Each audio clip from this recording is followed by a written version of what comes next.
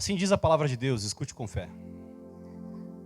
Por isso eu, o prisioneiro no Senhor, peço que vocês vivam de maneira digna da vocação que vocês foram chamados, com toda a humildade e mansidão, com longanimidade, suportando uns aos outros em amor, fazendo tudo para preservar a unidade do Espírito no vínculo da paz. Há somente um corpo e um só Espírito, como também é uma só a esperança para a qual vocês foram chamados. Há um só Senhor, uma só fé, um só batismo, um só Deus e Pai de todos, o qual é sobre todos, age por meio de todos e está em todos. Feche seus olhos mais uma vez. Espírito Santo, Tu que inspiraste, Senhor, a Escritura Sagrada, nós te pedimos que Tu ilumine as nossas mentes e aqueça o nosso coração com a Tua palavra, Deus. Confronta aqueles que precisam ser confrontados e consola aqueles que precisam ser consolados nessa noite, Deus. Que eu não passe nenhuma impressão errada de quem Tu és, Senhor, mas que a Tua igreja possa ser edificada, Deus, a partir dessa mensagem. Essa é a nossa oração, em nome de Jesus. Amém. Amém. Amém? Pode sentar. Bom, irmãos, hoje a palavra vai ser light. É um tema light, que é comunhão. A comunhão que é um presente de Deus para nós, né? A comunhão, ela é resultado do Evangelho, resultado da morte e da ressurreição de Cristo. Nós podemos ter comunhão com Deus e um com os outros por causa da morte e ressurreição de Jesus. O Jonathan leu João 17 aqui na abertura do culto, e foi pensado intencionalmente essa leitura que tem a ver com o desejo de Jesus para a sua e para a minha vida. O Deus que nós cremos é um Deus triuno. Ele é 3 em 1. O nosso Deus, ele é um relacionamento de comunhão eterna entre 3 pessoas. Um relacionamento de harmonia, de paz, de amor. E quando Deus criou o mundo, e Deus criou os seres humanos, Ele criou os seres humanos inicialmente para se relacionar com Ele e uns com os outros. Esse foi o start da criação. Deus criou o ser humano, colocou o ser humano num lugar perfeito. Pensa aí, o lugar mais paradisíaco, mais desejado para sua viagem de férias, sei lá, sabe aquilo que a gente vê no Instagram, aquele mar das Maldivas, assim, que é bem azulzinho, sabe? Que tem a cabaninha que tu abre a cortina e já tá o mar ali. Eu imagino que o Jardim do Éden era um negócio paradisíaco tipo isso. Era um jardim não só perfeito na sua criação, né, por ter árvores frutíferas e natureza, mas porque o homem tinha plena comunhão com Deus ali no jardim. Plena comunhão com Deus ali no jardim. E o homem foi criado para isso. Foi criado para ter comunhão, né, para ter um relacionamento com Deus e uns com os outros. E eu quero começar essa mensagem de hoje pensando sobre esse relacionamento antes da queda, os mandatos que Deus deu para o homem e para a mulher antes da queda, a consequência da desobediência a Deus e o que isso causou na humanidade a partir da queda, e como o Evangelho e a pessoa de Jesus vem para restaurar, para religar, né? Do latim, a palavra de religião é religar a criatura com o seu Criador. Então nós vamos pensar sobre isso, de como também os nossos relacionamentos, será que os nossos relacionamentos, eles refletem alguém que é parecido com o Deus em quem diz crer? Ou será que a gente ainda precisa melhorar muito para ser parecido e representante do nosso Deus, que vive na Trindade de maneira perfeita e harmoniosa? Então, antes da queda, Deus deu algumas ordenanças a Adão e Eva, o qual nós chamamos de mandato espiritual, mandato cultural e mandato social. Os 3 mandatos de Deus para a humanidade. Um mandato espiritual é: Deus criou o homem para se relacionar com ele. Eu já havia falado. Não que Deus precisasse, que Deus estivesse carente, porque ele já se relacionava de maneira amorosa dentro da Trindade. Mas Deus é tão amoroso, Deus é transbordante de amor, que o amor que existia dentro da Trindade transbordou na criação. E transbordou na criação do homem, para que o homem se relacionasse com Deus e experimentasse desse amor de Deus na criação. Obrigado, Dani.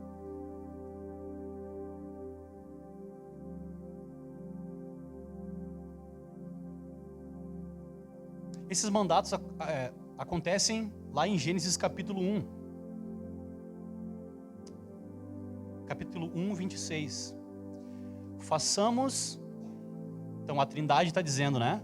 Façamos o homem a nossa imagem como a nossa semelhança. E é engraçado, o relato de Gênesis 1 e o relato de Gênesis 2, porque em Gênesis 1 tem todo aquele poema sobre a criação. Em Gênesis 1, 26 ele diz: façamos o homem a nossa imagem e semelhança. E aí Deus diz que Deus criou homem e mulher. Ele criou essa possibilidade de um relacionamento de amor em que o homem se relacionaria com a mulher e com Deus, como se fosse assim uma projeção de uma nova trindade, um relacionamento em que o homem, a mulher e Deus se relacionam de maneira harmoniosa. A Andressa, ela explica assim um relacionamento que, para dar certo, é tipo uma pirâmide, né? Em que Deus está lá em cima, no centro, e quanto mais o homem e a mulher eles se aproximam de Deus, mais próximos e mais harmoniosos eles estão entre si, né? Então, quanto mais próximos de Deus eu e minha esposa estivermos, melhor nós nos relacionaremos. Isso é fato. Tanto que quando a gente briga, a gente diz: vai orar, né? Vai orar, está demais. Está precisando se relacionar com Deus. Então a gente foi criado para se relacionar com Deus. Esse é o mandato espiritual. O mandato social envolve então um relacionamento não só com Deus, mas envolve um relacionamento de família, que por Deus foi criado. Esse mandato envolve então a liderança dos pais em saber guiar as suas famílias segundo a ordem de Deus.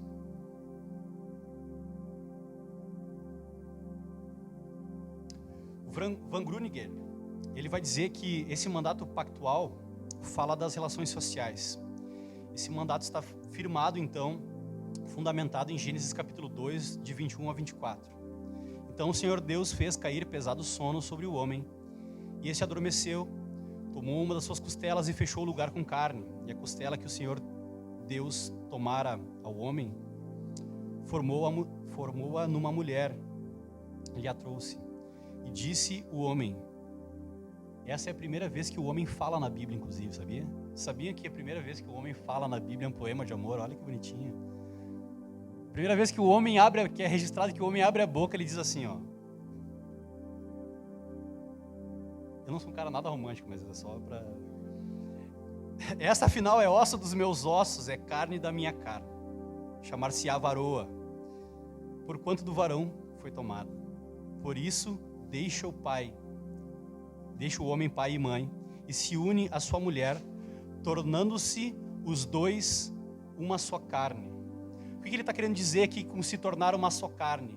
É uma nova unidade. Uma nova unidade. Deus é uma unidade de 3 pessoas. E quando a gente casa, a gente se torna uma unidade com a nossa esposa. né? O homem e a mulher se tornam uma unidade. E como Deus planejou isso de maneira tão bela para que a gente pudesse entender, é que Deus, Ele é 3 pessoas e a gente falou aqui um pouco na semana passada sobre a obra de cada um, né? A obra do Pai em decretar as coisas, a obra do Filho em obedecer e sofrer o castigo em nosso lugar, e a obra do Espírito em completar essa redenção em nós, aplicando a mensagem do Evangelho ao nosso coração, nos trazendo a fé e nos dando dons espirituais para que a gente edifique a igreja. Então, cada pessoa da Trindade usa de maneira diversificada a sua identidade, né, nas suas obras. E assim também é no casamento, assim também é num relacionamento. Deus pega 2 universos diferentes, né? Um homem, né, brucutu, e uma mulher, né, delicada, que nem sempre, mas via de regra, que tem as suas particularidades, né? Tem os seus atributos, as suas qualidades, que justamente complementam o homem. A gente vive numa sociedade individualista, e uma sociedade que tenta nos doutrinar a partir dos seus valores. E um dos valores da sociedade atual, que é uma sociedade caída, é o individualismo, a autossuficiência, como se isso fosse possível. Então, o meu ponto aqui hoje sobre comunhão é provar biblicamente que nós não somos autossuficientes. Apenas Deus é autossuficiente. Nós precisamos uns dos outros, dentro do casamento, na igreja local, na igreja universal, não é a do Macedo, sempre falo isso, que é para não confundir, tá? A igreja universal é todos os crentes de todos os tempos. Nós precisamos uns dos outros, e Deus nos projetou dessa maneira.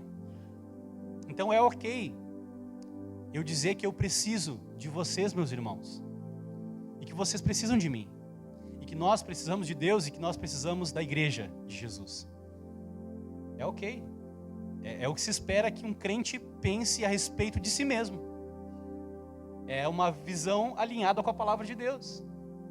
Só que isso é inculcado em nós, de que nós, se fala muito sobre independência financeira, né, de não depender de ninguém. Eu acho que a pior coisa para o ego humano é ter que depender de alguém, não é? Ter que depender de outra pessoa, ter que pedir alguma coisa para alguém.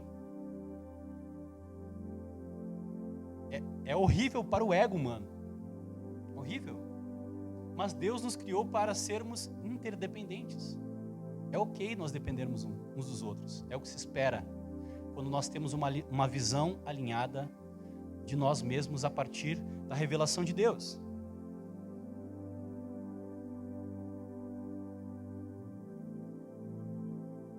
Vocês já pararam para pensar que em Gênesis capítulo 2, o próprio Deus...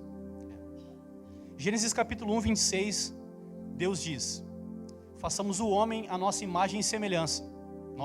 A Trindade é um relacionamento. E quando Deus cria o homem, parece que na própria maneira em que o texto foi construído, Deus deixou o homem vendo o parzinho dos camelos, o parzinho das pombinhas, e olhando para tudo aquilo, e aí Deus decreta: não é bom que o homem esteja só. Não é bom que o homem esteja só. E é o próprio Deus que diz isso. Depois de uma série de declarações de Deus a respeito da criação, de que a criação era boa, né? Fez o céu e o mar e viu que isso era muito bom. E tem vários muito bons naquela narrativa. E depois que ele cria o homem, cria só o homem, ele diz: não é bom que o homem esteja só. Não é bom que o homem esteja só. Então nós fomos criados para relacionamentos, tanto com Deus quanto um com os outros. E isso se dá a partir da família, mas também tem agora o próximo mandato, que eu vou chegar lá, que é o mandato social. Nós somos criados para nos relacionarmos com outras pessoas além da nossa família. né? Nós produzirmos cultura, né? Cultivar, produzir política, arte, música, produção de produtos, isso é um mandato cultural. Deus colocou o homem no jardim para que ele cultivasse aquele jardim. E é muito interessante ver que o homem ele não tem capacidade de criar nada. Ele tem apenas a capacidade de cultivar aquilo que Deus dá. Então o homem também depende de Deus. No sentido de que o homem vai cultivar a terra, ele vai arar a terra, ele vai colocar a semente ali. Mas se Deus não fizer o milagre de fazer aquela semente germinar, não adianta nada. Nós dependemos. Nós fazemos as coisas por mandato de Deus, mas nós dependemos que Deus também haja em parceria conosco para que aquilo floresça e dê fruto. E nós somos chamados a cultivar, então.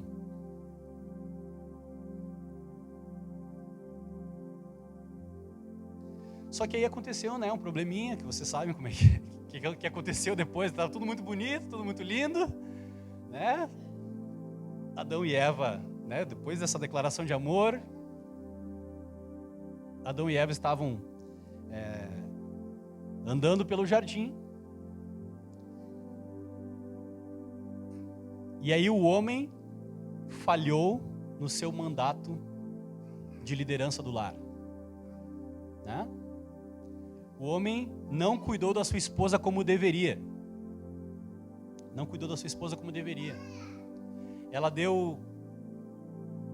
A mulher deu ouvido para a serpente. E o homem, ao invés de ensinar a sua esposa e guiá-la, né, conforme Deus tinha ensinado, os dois caíram em pecado. E com o pecado,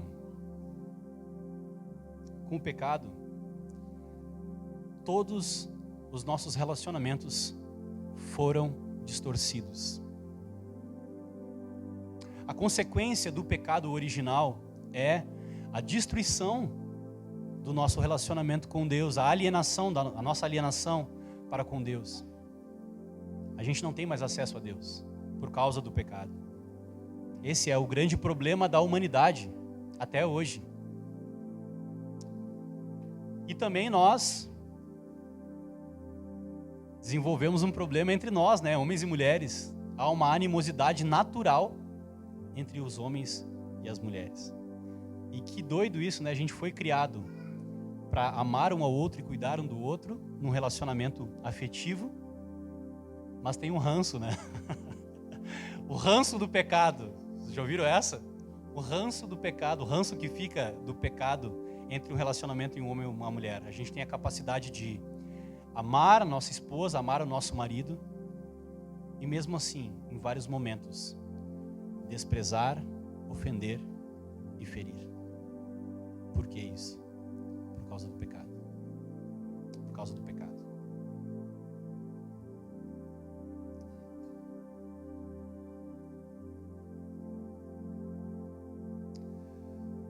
O nós é uma palavra que define muito bem o mundo criado por Deus.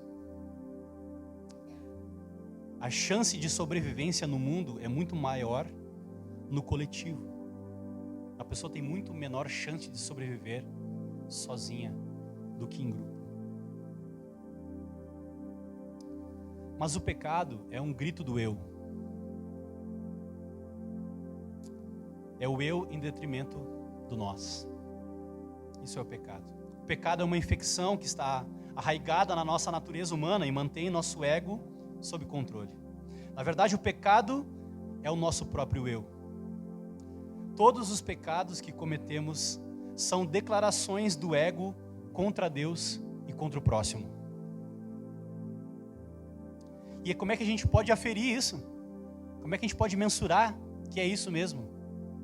Como é que Deus, na sua sabedoria, prova que nós estamos infectados pelo pecado? Sabe qual é o instrumento que mede a nossa pecaminosidade? Os 10 mandamentos, a lei do Senhor. A lei do Senhor mostra para nós que nós fomos infectados por esse pecado, que nós estamos em guerra com Deus em guerra contra o nosso próximo e tentando afirmar o nosso eu em detrimento do nós. Os 10 mandamentos, mesmo sendo uma lista de proibições, de negativas, estabelece as nossas obrigações para com Deus e para com o próximo. Jesus nos deixou claro isso no resumo que ele fez, juntando as duas passagens de Levítico 19:18 e Deuteronômio 6:5, que diz assim: amarás o Senhor teu Deus de toda a tua alma, de todo o teu entendimento. E este é o primeiro e grande mandamento.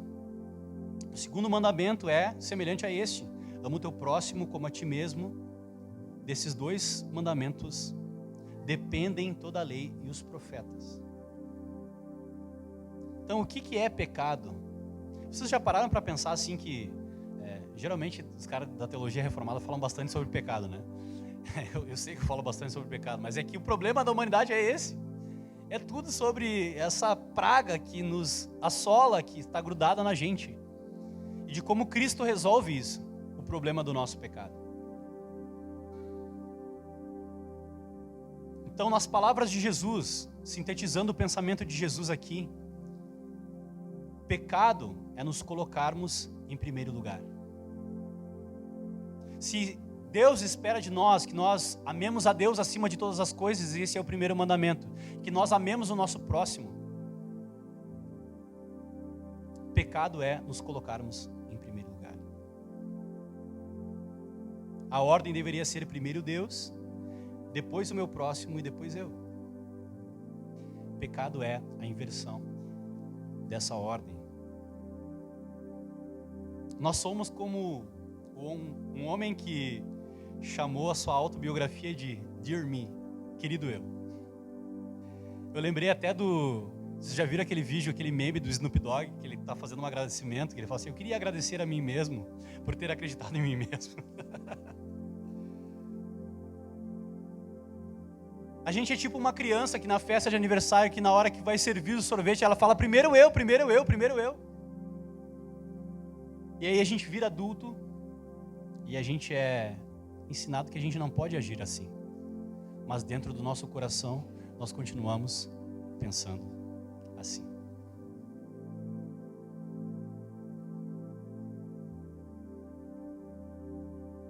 Olha só essa definição de pecado do arcebispo William Temple. Diz assim: eu sou o centro do mundo. A posição do horizonte depende de onde eu estou. A educação pode me tornar um pouco menos egoísta e alargar os meus horizontes de interesse. É como a visão de um homem em cima de uma alta torre. Pode ampliar o meu horizonte para a visão física, mas me mantém como centro e padrão de referência. Nós temos a tendência natural de ver as coisas dessa maneira. Nós temos a tendência natural de desprezar ou invejar as pessoas. Sempre esses extremos. Ou nós desprezamos porque achamos que a pessoa é inferior, ou invejamos porque achamos que ela é superior.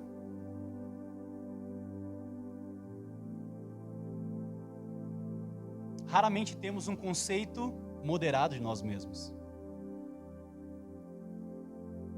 Todos os relacionamentos, por causa do pecado, são complicados.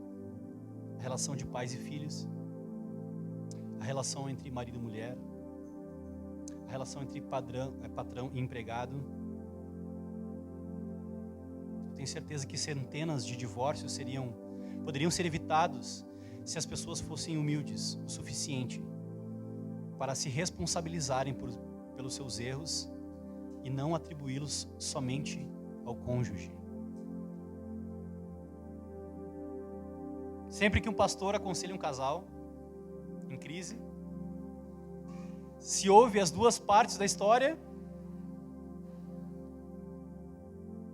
e as histórias parecem completamente diferentes, mesmo descrevendo a mesma situação. Já parou para pensar nisso? Como assim? Como é que a história é tão diferente, né? Do ponto de vista de um e do ponto de vista de outro?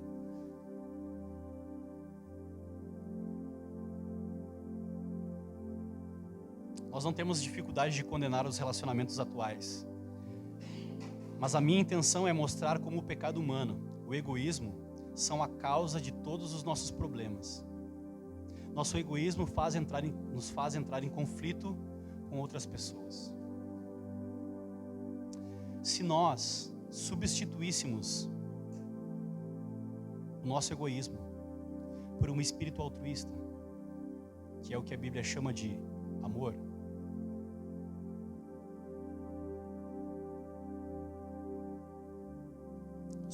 os problemas acabariam. Mas como que a gente vai amar as pessoas se a gente, tem esse problema do pecado? A gente precisa de um Salvador.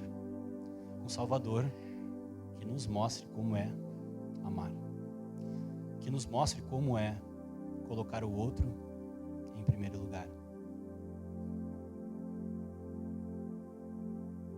Enquanto o pecado é possessivo, o amor é generoso.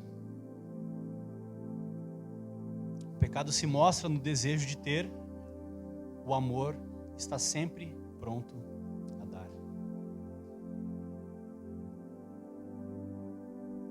O homem precisa de uma mudança radical, essa é a constatação. Uma mudança radical de natureza.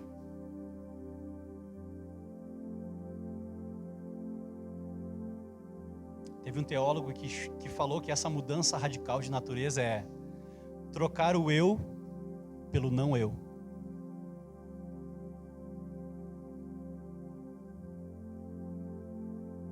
Mas nós não podemos fazer isso através das nossas próprias forças.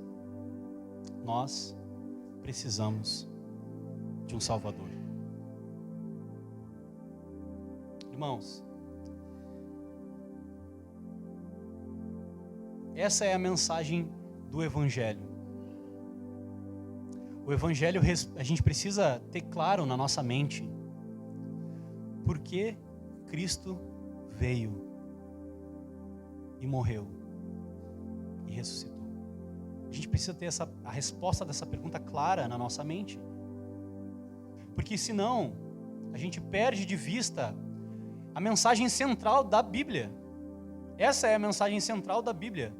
O homem precisa de um Salvador. Nós estamos chegando perto do Natal. E o momento mais importante e mais que as pessoas talvez estejam mais suscetíveis a ouvir a mensagem do Evangelho é no Natal. Então não perca a oportunidade de dar a resposta que o mundo tem perguntado. Por que Jesus veio? Eu sei que ele não veio dia 25 de dezembro, mas no Natal, por que ele veio? Por que ele encarnou? Por que Deus chorou? Por que Deus nasceu de uma mulher e sofreu nesse mundo? Qual é o motivo de ele ter vindo? Nós precisamos saber responder isso com clareza. Se você não sabe responder isso com tanta clareza, nós vamos nos preparar para o Natal para dar essa resposta para as nossas famílias. Talvez numa conversa, talvez lá na ceia de Natal, você vai ter a oportunidade de dar a razão da sua fé, de explicar a razão da sua fé, de por que o Natal é tão especial para nós cristãos, é tão importante para nós.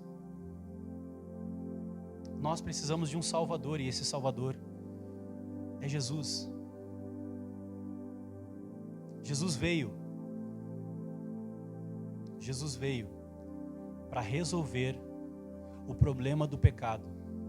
E o problema do pecado, ele é um problema entre nós e Deus, um problema entre nós, marido e mulher, patrão e empregado, entre pessoas. Todos esses problemas, eu costumo dizer aqui na igreja, que você quer constatar que o pecado original, ele faz sentido, é só ligar o balanço geral, Liga a TV que tu vai ver que o pecado é real. As pessoas estão matando umas às outras por nada. Talvez a gente não matou ninguém fisicamente, mas se a gente despreza voluntariamente alguém a gente já matou esse alguém no coração. É isso que Jesus nos diz. E eu tenho certeza que todos nós aqui, em algum momento, sentimos algum tipo de desprezo e de preterimos alguma pessoa por algum motivo até banal. Por quê? Porque nós somos pecadores. Mas esse não era o propósito inicial de Deus para nós. Não era.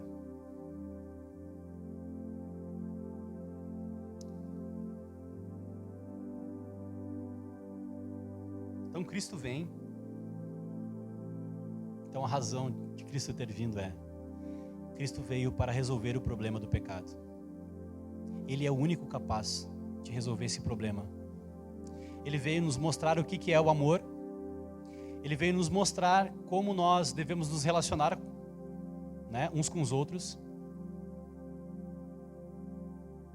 E ele veio sofrer a consequência do nosso pecado contra Deus. Quando o Luquinhas pregou aqui, não esqueci, né? Nosso pecado contra um Deus eterno exige uma consequência eterna. Então Jesus foi o representante, o nosso representante naquela cruz. A cruz que ele foi crucificado era para mim e para você por causa do nosso pecado. A gente precisa ter isso muito claro, que Cristo veio para resolver o problema do pecado. E a boa notícia é que ele resolveu o problema. Ele morreu e ao terceiro dia ele ressuscitou. E é isso que nós cremos. E é por isso que nós estamos aqui hoje. E é por isso que nós, tão diferentes uns dos outros, podemos ter comunhão um com o outro aqui na igreja. Nós somos pessoas completamente diferentes umas das outras. Às vezes eu pego no pé dos guris que eu discipulo e eu falo assim, talvez eu não fosse amigo de vocês se vocês não fossem cristãos e eu não fosse cristão. Muito provavelmente não. Eu era de outro rolê. Mas por causa de Jesus, eu posso olhar para a Mari e dizer: você é minha irmã em Cristo. Eu amo a tua vida e tenho prazer em ter um relacionamento contigo. Assim como eu posso dizer para o Lucas, posso dizer para todos aqui. Nós temos comunhão, porque Cristo morreu no nosso lugar. E Ele nos religou. Nos religou a Deus e nos religou uns aos outros. Não existe mais. Eu não tenho mais um problema com vocês. A gente até pode ter problemas pontuais, mas o grande problema foi resolvido. Eu posso amá-los e chamá-los de irmão. E esse é o propósito de Deus para a nossa vida e para a igreja. Foi por isso que Cristo veio, para resolver o problema do pecado. O problema é entre nós e Deus, e o problema é entre nós, inclusive. Vocês lembram da oração de João 17? A oração de João 17 é uma das últimas orações de Jesus antes de ele fazer a obra dele, a obra da cruz. E naquela oração ele abre o coração diante do Pai e ele diz qual é o desejo dele para nós. Ele diz que ele deseja que nós sejamos um, como ele e o Pai são um. Como ele e o Pai são um. Ele deseja que nós sejamos uma unidade.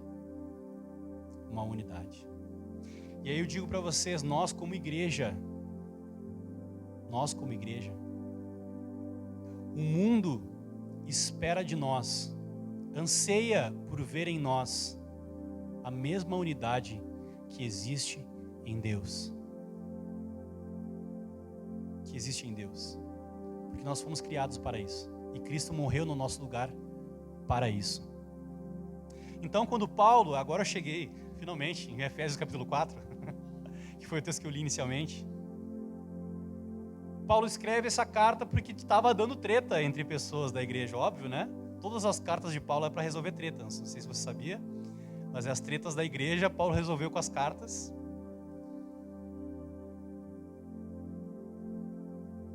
Então Cristo morreu para nos unir novamente uns com os outros, para acabar com as guerras e com as picuinhas entre nós, porque esse é o propósito final para as nossas vidas, nos relacionarmos uns com os outros e com Deus. E olha o que diz então em Efésios capítulo 4, onde nós lemos inicialmente.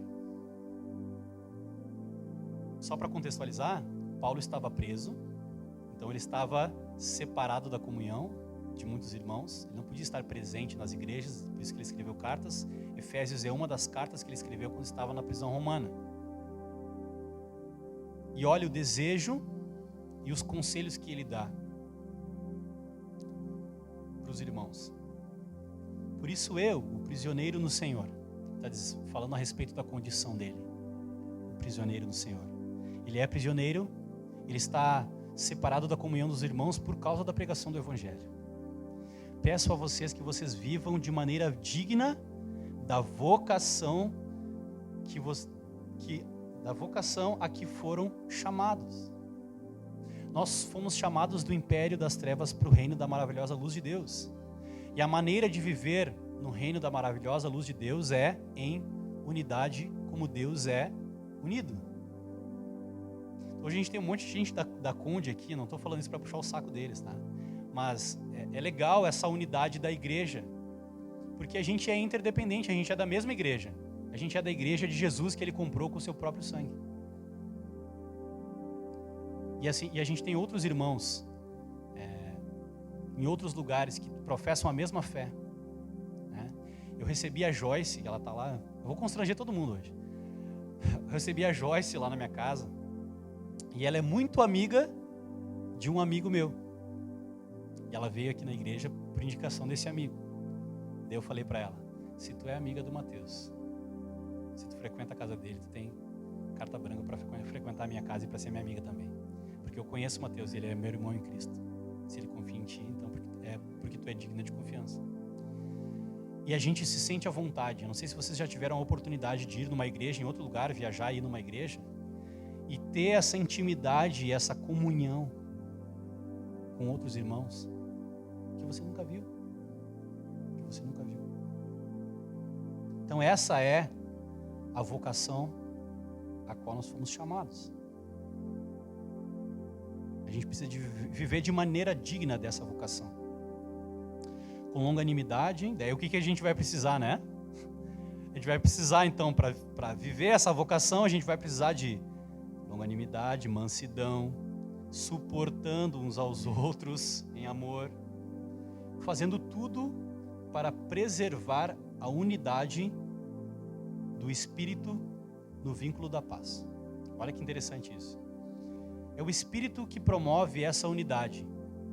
E nós somos chamados a preservar a unidade que foi gerada pelo Espírito. Irmãos, foi o Espírito Santo que nos uniu como igreja. Você crê nisso? Foi o Espírito de Deus que te convenceu do pecado, te fez crer em Deus e te chamou para a família de Deus. Só que tem um probleminha, né? Fazer parte da família de Deus é fazer parte da família que tem todos nós, né? Tem uns mais doidinhos, mais, né? A família de Deus tem esse tipo de gente. E tá tudo bem. Então foi o Espírito que nos uniu como igreja. E olha que ele segue dizendo: há somente um corpo. Deus só tem um corpo. Todos nós somos membros desse corpo. E um só Espírito, como também é uma só esperança, a esperança do Evangelho para a qual vocês foram chamados. Há um só Senhor, nós não cantamos isso hoje?